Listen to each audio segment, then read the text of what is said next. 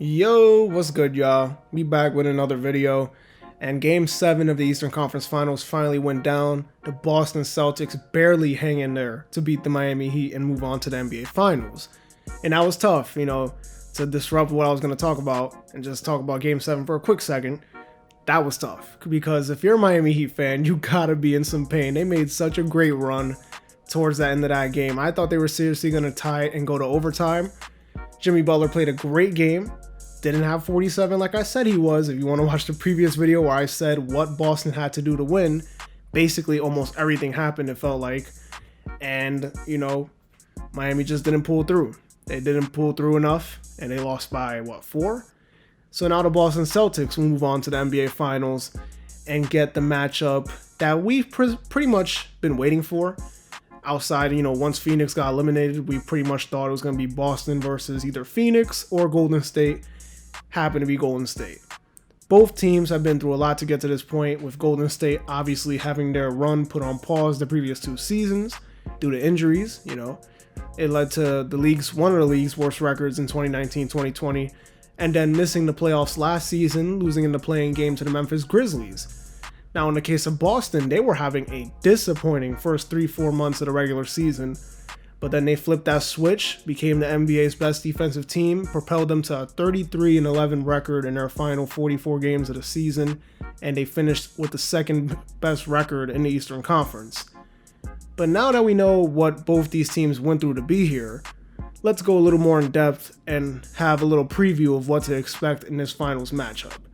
So let's get right into it, starting off with what Boston needs to do to win this series. First things first, I think this series is going to have to be a full team effort for Boston. I know it sounds cliche, but it's true, because Golden State easily has the most firepower out of all the teams that Boston has won against so far in their run to the finals.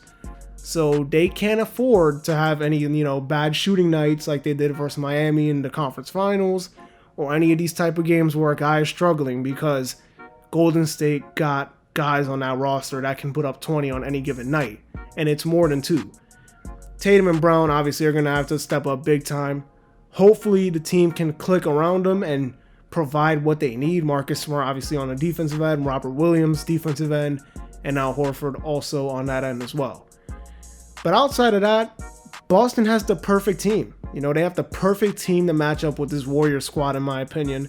They can switch a lot of guys. Multiple defenders on different players for the Warriors, with Smart on Steph, Brown on Clay, Tatum on Wiggins.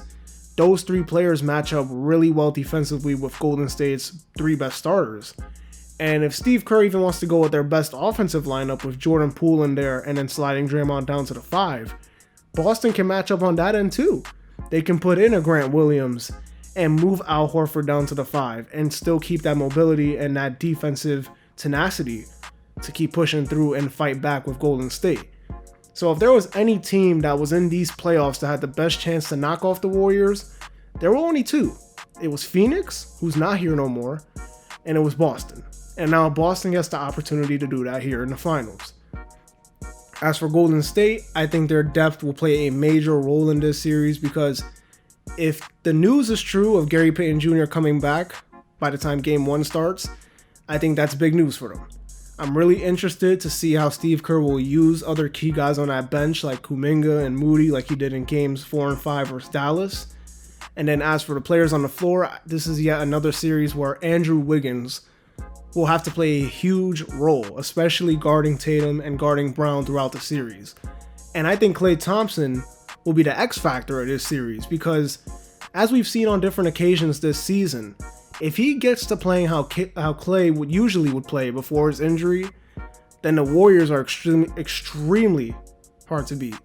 Golden State's one of the top offensive and defensive teams in the league this season, so it's not like Boston will get their buckets easy either, which is a key reason why Golden State's should be the favorites in this series, in my opinion, and why I'm picking them to win this series. I'm picking Golden State to win this series in 6 games, but this is going to be their toughest battle yet. Golden State. This is going to be their toughest battle, because Boston has fought and clawed their way to get here.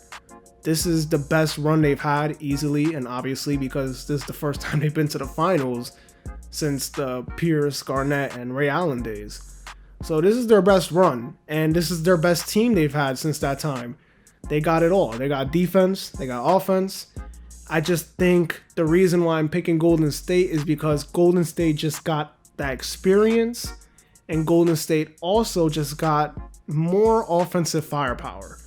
If it was like a Curry and Clay, and then, there was no Wiggins and Jordan Poole hadn't taken that leap yet, then I would probably pick Boston to win. But the fact that Jordan Poole can play such a key role alongside with Andrew Wiggins, another guy who was an all-star starter this year and can put up 20 on any given night and played a huge role in the Dallas series. If they can click and Klay Thompson can look like Klay Thompson like we've known him to be for years and years, then it's just hard for me to go against that dynasty. It's hard for me to go against it. But definitely Boston has a shot to win this series. I think it should be a great series between two great teams. And that's my prediction. I'm going with Golden State in 6. That's going to do it. Don't forget to like, comment, and subscribe. Also follow me on Twitter and Instagram. Link will be down in the description below. This has been a checkup where we talk hoops and hoops only. And I'll see ya in the next video. Peace.